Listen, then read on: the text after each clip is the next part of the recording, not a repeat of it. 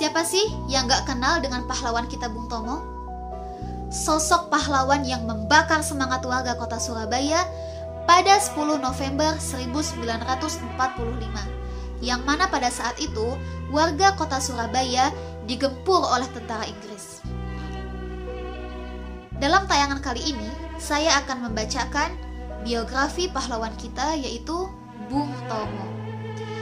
Pahlawan nasional dari Jawa kita yang bernama asli Sutomo ini lahir di Surabaya, Provinsi Jawa Timur pada tanggal 3 Oktober 1920 dan wafat di Padang Arafah, negara Arab Saudi pada tanggal 7 Oktober 1981 di usianya yaitu 61 tahun. Bung Tomo dilahirkan di daerah Kampung Blauran yang berada di pusat kota Surabaya yang waktu itu masih dikenal dengan Hindia Belanda. Ayahnya adalah seorang kepala keluarga yang bernama Kartawan Djipto Wijojo yang merupakan pegawai kelas menengah yang mengabdi di pusat pemerintahan. Jabatannya adalah staf pribadi di pabrik swasta di bidang impor-ekspor milik Belanda dan sebagai asisten di kantor pelayanan pajak pemerintah seorang kepala keluarga dari kelas menengah.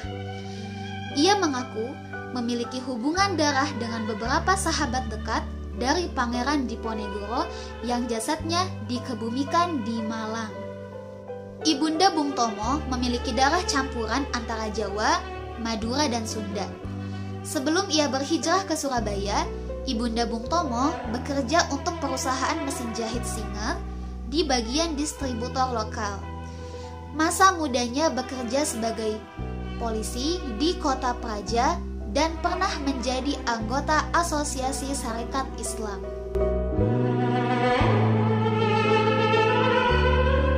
Kehidupan sebagai seorang jurnalis juga pernah dilalui oleh Bung Tomo di sebuah kantor berita Domei Sushin. Baru setelah itu, dia bergabung dengan beberapa gerakan sosial dan politik. Pada tahun 1944, Jepang yang waktu itu menjajah Indonesia mensponsori gerakan rakyat baru dan Bung Tomo terpilih menjadi anggotanya, tapi tak ada seorang pun yang mengenali dia. Tapi di titik inilah Bung Tomo mempersiapkan peranannya untuk peristiwa yang sangat penting. Ketika pertempuran Oktober dan November 1945, Bung Tomo menjadi salah satu tokoh yang menggerakkan dan membangkitkan semangat juang rakyat Surabaya. Pada waktu itu, Surabaya digempur oleh pasukan Inggris yang baru saja mendarat untuk melucuti senjata tentara Jepang yang kalah Perang Dunia Kedua dan membebaskan tawanan Eropa yang ditawan oleh Jepang. Bung Tomo sangat dikenang karena seruan dan teriakan semangat perjuangannya melalui banyak siaran radio. Berkat pengalaman jurnalisnya yang bekerja di kantor berita Domei Sushin di Surabaya, dia mendirikan radio pemberontakan yang berguna untuk membakar semangat juang dan rasa persatuan di hati rakyat Surabaya. Suaranya yang lantang, berani, dan yakin terdengar penuh semangat untuk mempertahankan kemerdekaan Republik Indonesia yang baru saja diproklamasikan 3 bulan yang lalu. Kemampuannya berorasi dengan penuh semangat berapi-api, membuatnya menjadi orang kedua setelah Bung Karno dalam kemampuan berorasi dan kekuatan emosionalnya. Beliau menyerukan teriakannya dengan lantang dan penuh semangat. Wahai tentara Inggris, selama banteng-banteng Indonesia, pemuda Indonesia memiliki darah merah yang bisa menodai baju putih menjadi merah dan putih, kita tidak akan pernah menyerah. Para teman, para pejuang dan khususnya para pemuda Indonesia, kita harus bertarung. Kita akan mengusir para kolonialis ini keluar dari tanah air Indonesia yang sangat kita cintai. Sudah terlalu lama kita menderita, kita dieksploitasi, kita diinjak oleh bangsa asing. Kini, saatnya kita mempertahankan kemerdekaan negara ini. Teriakan kita adalah merdeka atau mati. Allahu Akbar, Allahu Akbar, Allahu Akbar, merdeka. Memang, waktu itu Indonesia menderita kekalahan dalam pertempuran 10 November 1945. Tapi rakyat Surabaya berhasil menahan serangan pasukan Inggris dan bahkan memukul mundur mereka. Kejadian ini sangat dikenal dan menjadi catatan penting sebagai salah satu peristiwa paling epik dan heroik dalam sejarah perjuangan kemerdekaan Indonesia melawan bangsa Eropa. Selain itu, perjuangan kemerdekaan di Indonesia ini juga mendapat dukungan dari dunia internasional.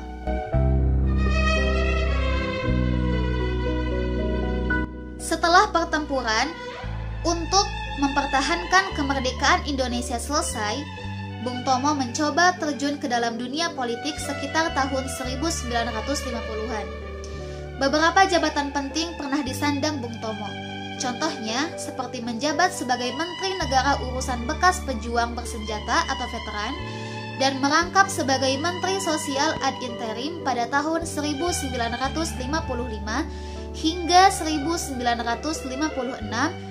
di zaman Kabinet Burhanuddin Harahap. Tahun 1956 hingga 1959, Bung Tomo menjadi anggota DPR yang mewakili Partai Rakyat Indonesia. Karena merasa kurang nyaman dan bahagia di dunia politik, dia kemudian menghilang untuk sementara dari panggung dan kemelut dunia politik. Ada kemungkinan dia tidak sependapat dengan Bung Karno. Ada pula yang bilang hubungannya dengan Bung Karno sedikit retak ketika Bung Tomo menanyakan masalah yang sedikit pribadi. Bung Tomo baru mulai muncul lagi ketika akhir masa pemerintahan Bung Karno dan awal pemerintahan Soeharto yang mulai didukungnya. Bung Tomo muncul kembali sebagai tokoh nasional. Dia mendukung Soeharto untuk membersihkan negara ini dari orang-orang yang memiliki pemikiran berbau kiri atau komunis. Orang-orang yang berpikiran kiri ini tumbuh besar di rezim Bung Karno. Namun, beberapa tahun kemudian, Soeharto menjabat sebagai presiden. Bung Tomo kembali berbeda pendapat dengan pemerintahan Orde Baru ala Soeharto ini.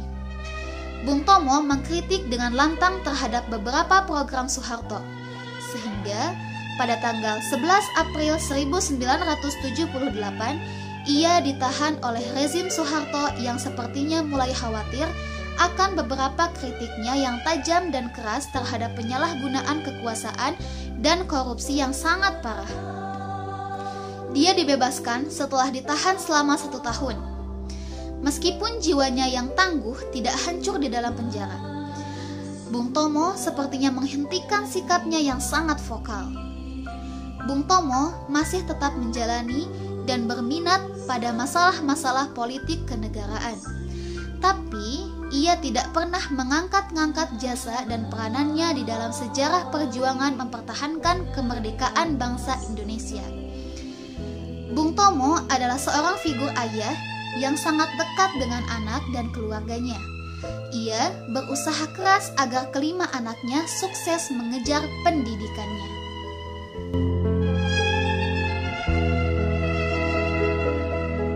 Sang orator dari Surabaya ini, yaitu Bung Tomo, menikah dengan seseorang yang bernama Sulistina yang merupakan orang Malang. Bung Tomo sangat serius dalam kehidupannya sebagai seorang muslim. Namun, dia tidak menganggap dirinya sebagai seorang muslim yang sangat soleh atau calon pembaharu dalam Islam. Sebelum kematiannya, Bung Tomo sempat menyelesaikan disertasinya tentang peran agama di pembangunan tingkat desa. Pada tanggal 7 Oktober 1981, Bung Tomo meninggal dunia di Padang Arafah. Kala itu, Bung Tomo sedang menunaikan ibadah haji. Jenazahnya dibawa pulang kembali ke tanah air dan tidak mengikuti tradisi untuk memakamkan para jemaah haji yang meninggal ketika ziarah ke tanah suci.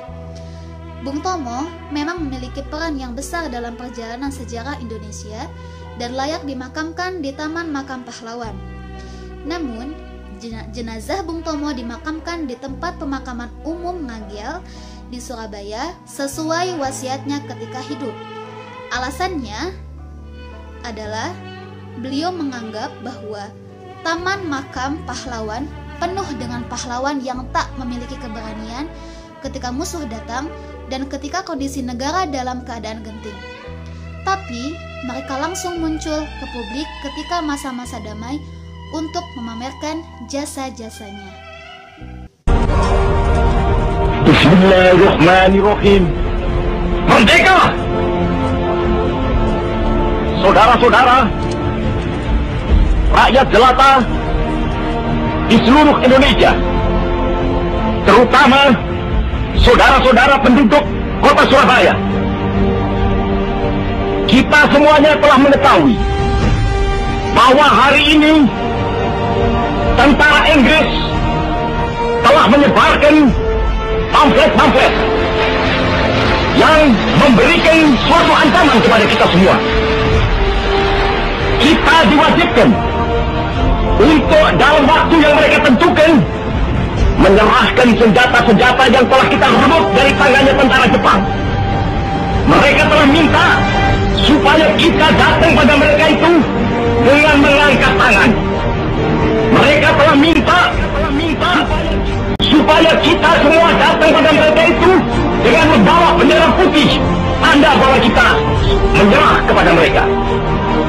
Saudara-saudara, di dalam pertempuran-pertempuran yang lampau, kita sekalian telah menunjukkan bahwa rakyat Indonesia di Surabaya, pemuda-pemuda yang berasal dari Maluku, pemuda-pemuda yang berasal dari Sulawesi, pemuda-pemuda yang berasal dari Pulau Bali, pemuda-pemuda yang berasal dari Kalimantan, pemuda-pemuda dari seluruh Sumatera, pemuda Aceh, pemuda Tapanuli, dan seluruh pemuda Indonesia yang ada di Surabaya ini, di dalam pasukan-pasukan mereka masing-masing, dengan pasukan-pasukan rakyat yang dibentuk di kampung-kampung, telah menunjukkan satu kekuatan sehingga mereka itu terjepit di mana-mana.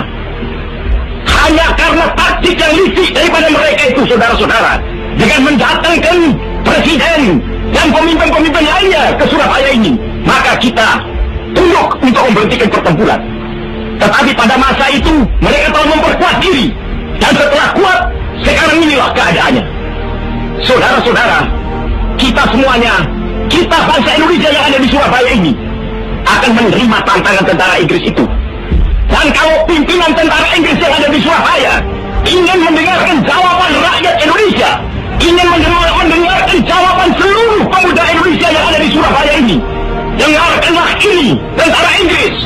Ini jawaban kita, ini jawaban rakyat Surabaya. Kau menghendaki bahwa kita ini akan membawa bendera putih untuk takluk kepadamu. Kau menyuruh kita mengangkat tangan datang kepadamu.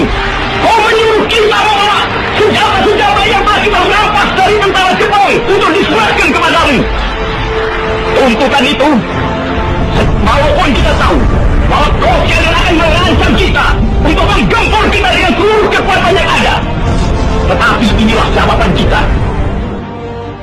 Selama banteng-banteng Indonesia masih mempunyai darah merah yang dapat memiliki tarik dan putih, merah dan putih, maka selama itu kita mau menyerah kepada siapa saudara rakyat Surabaya. Siapa keadaan genting. Tetapi saya peringatkan sekali lagi, jangan mulai menembak. Baru kalau kita ditembak, maka kita akan ganti menyerang mereka itu. Kita tunjukkan bahwa kita ini adalah benar-benar orang yang ingin merdeka. Dan untuk kita, saudara-saudara, lebih baik kita hancur lebur daripada tidak merdeka. Sebab yang kita tetap merdeka atau mati. Dan kita yakin, saudara-saudara, pada akhirnya pastilah kemenangan akan jatuh ke tangan kita. Sebab Allah selalu berada di pihak yang benar. Percayalah, saudara, atau mati. Dan kita yakin, saudara-saudara, pada akhirnya pastilah kemenangan akan jatuh ke tangan kita. Sebab Allah selalu berada di pihak yang benar. Percayalah, saudara-saudara, Tuhan akan melindungi kita sekalian. Allah